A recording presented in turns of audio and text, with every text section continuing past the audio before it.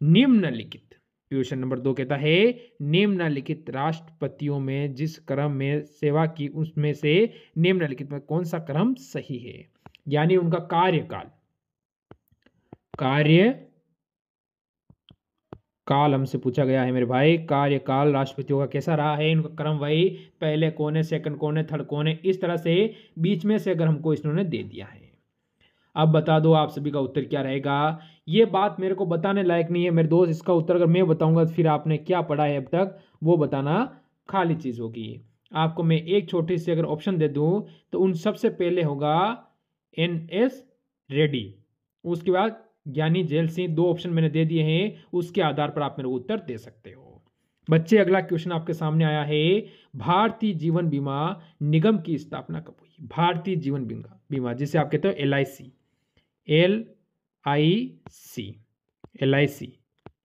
यानी भारतीय जीवन बीमा निगम की स्थापना कौन से वर्ष में की गई थी। LIC की स्थापना पूछी गई आपसे।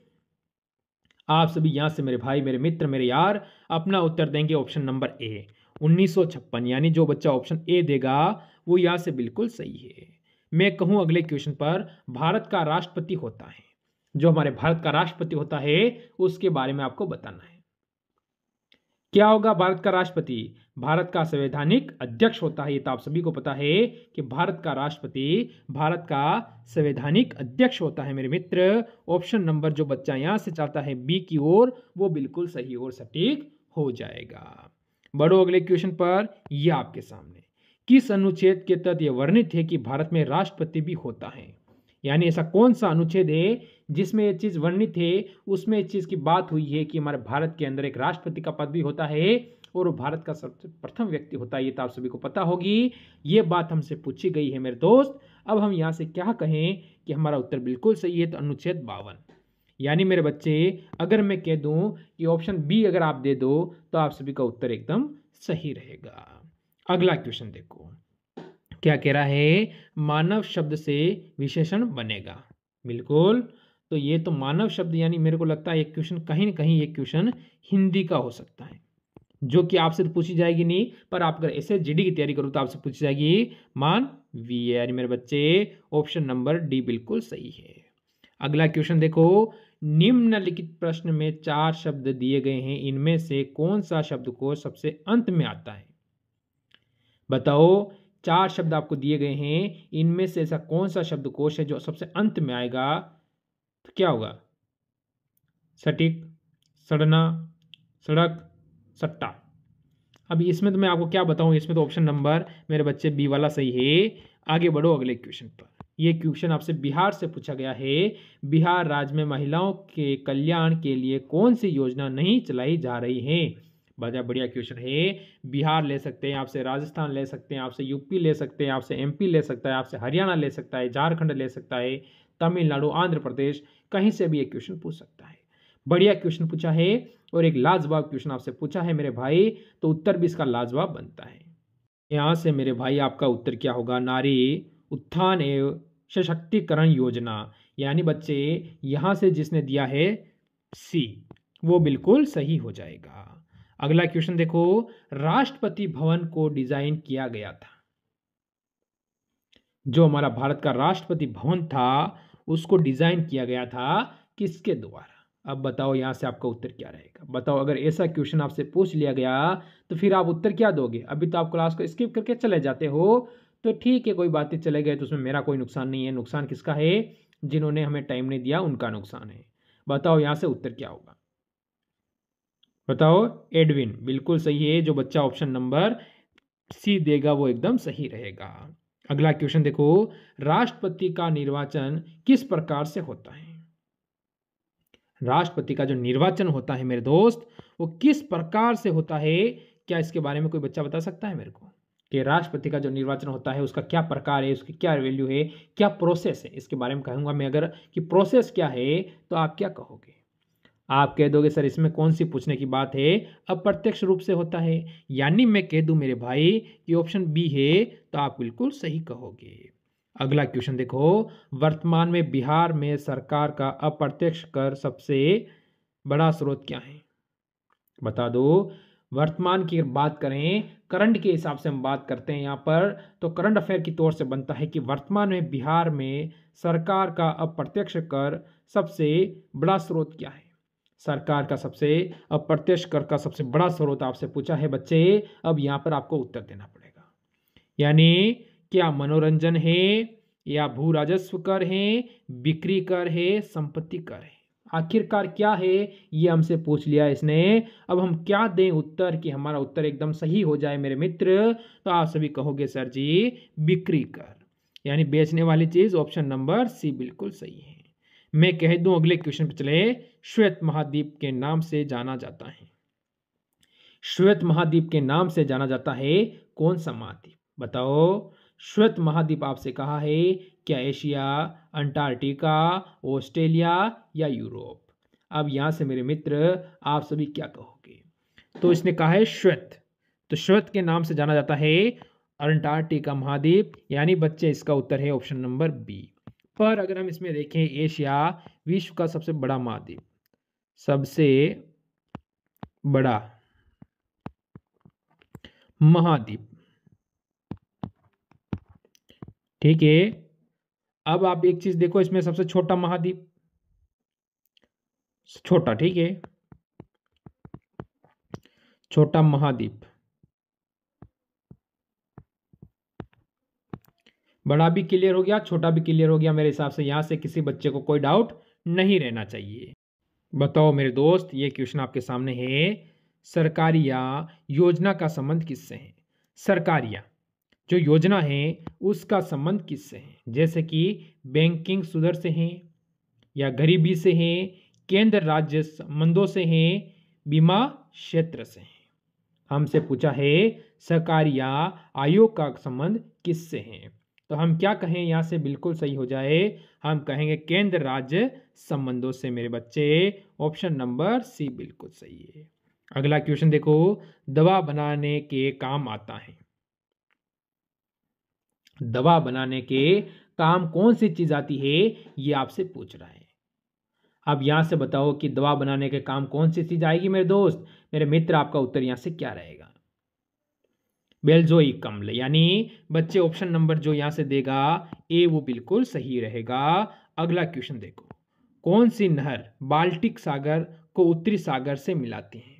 ऐसे कौन सी नहर है जो बाल्टिक सागर है उसको क्या करती है, उत्तरी सागर से मिला देती है। बताओ यहां से क्या रहेगा उत्तर मेरे दोस्त, आप सभी का जल्दी से। सुनहर, किल नहर, पन्नामा नहर, सुएज नहर। तो सुएज नहर विश्व की सबसे लंबी नहर है, विश्व की सबसे लंबी नहर हम क्या कहेंगे, सुएज नहर है। पर हमारा उत्तर क्या है, हमें लंबी नहीं पूछा, हमसे पूछा है बाल्टिक और उत्तरी सागर को मिलाने वाली होती है किल नहर, यानी बच्चे ऑप्शन नंबर बी बिल्कुल सही है। अगला क्वेश्चन देखो, ये आपके सामने, बताओ इसका उत्तर क्या है। राइडर कप का संबंध किस खेल से है। राइडर, राइडर जो कप होता है, यानी मैं बता दूं एक क्वेश्चन हमें खेल से संबंधित जरूर पूछा जाएगा। अगर एक क्वेश्चन हमें खेल से संबंधित पूछा जाता है तो हमारा फर्ज है कि इसको हम क्लियर कर लें। तो इसने कहा है भाई राइडर कप का संबंध किस खेल से है। अब राइडर कप हमें बताना है तो हम कहेंगे टेनिस, बैडमिंटन, पोलो या गोल्फ। तो मेरे बच्चे गोल्फ जो देगा उत्तर डी वो बिल्कुल सही हो जाएगा।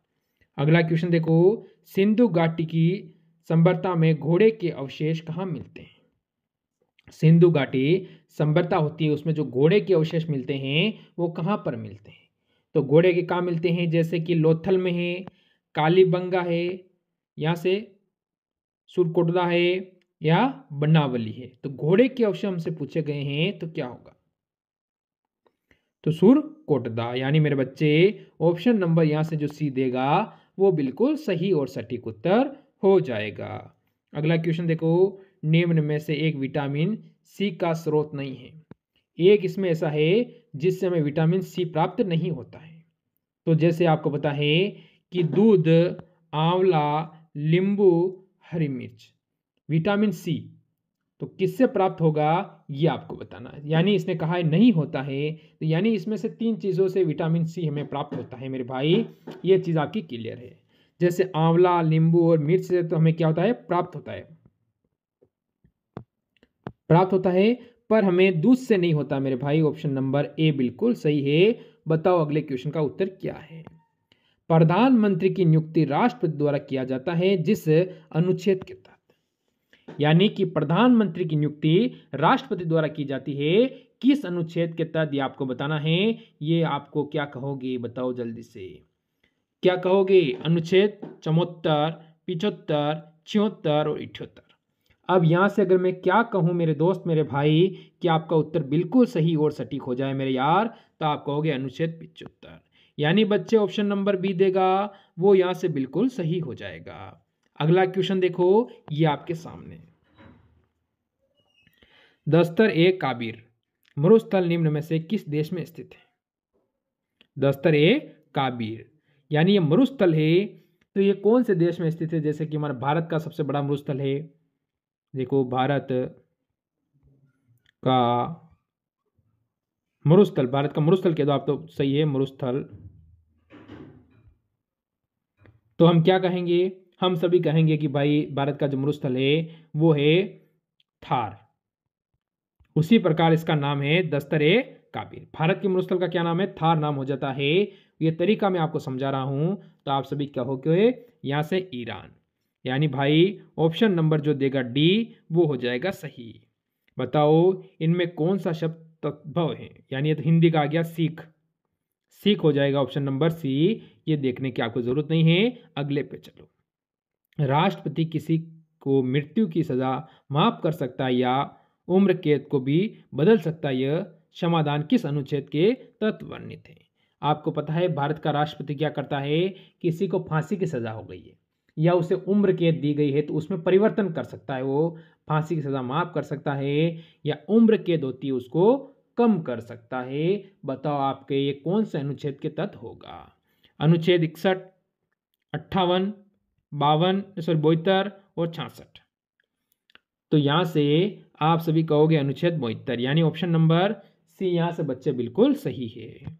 अगला क्वेश्चन देखो, राष्ट्रीय विकास परिषद का गठन किस वर्ष किया गया था। राष्ट्रीय विकास परिषद, इसका जो गठन हुआ था वो कौन से वर्ष के अंदर हुआ था, वर्ष आपको बताना है। जैसे कि 1950 में, 1952 में, 1948, 1956। यहां से मेरे मित्र, यहां से हमारा उत्तर क्या रहेगा, जो बिल्कुल सही और सटीक हो जाएगा, तो वो होगा 1952। ऑप्शन नंबर बी बिल्कुल सही है। बढ़ो अगले क्वेश्चन पर। रंधों की संख्या, यानी बढ़िया क्वेश्चन आपसे पूछा गया मेरे यार, तो क्या होगा यहां पर, न्यूनीकृत होती है तथा ये सदैह होती हैं, देश होती हैं। बताओ क्या होगा इसमें, तो क्या होगा बता दो। क्या कोई बच्चा इस क्वेश्चन का उत्तर मेरे को दे सकता है कमेंट करके। अरे दोगे आप, जरूर बताओगे इसका उत्तर। बताओ अगला क्वेश्चन, और आज का लास्ट क्वेश्चन, इसका उत्तर क्या है। राजभाषा आयोग के प्रथम अध्यक्ष थे, राजभाषा आयोग के प्रथम अध्यक्ष थे। जैसे कि उत्तरी राज्य है सर्वाधिक, उनकी राजभाषा कौन सी, हिंदी। सर्वाधिक उत्तरी राज्य हैं उनकी राजभाषा हिंदी है, आप सभी को बताया। जैसे राजस्थान ले लो, यहाँ से आप फिर ले लो क्या मध्य प्रदेश ले लो, उसके बाद यूपी ले लो, तो इनकी राजभाषा क्या आती है, हिंदी होती है। तो आयोग के अध्यक्ष आपसे पूछा गया है, तो आप कहोगे बाल गंगाधर खेर। यानी बच्चे ऑप्शन बी बिल्कुल सही है। तो ये थे आज के टॉप क्वेश्चन।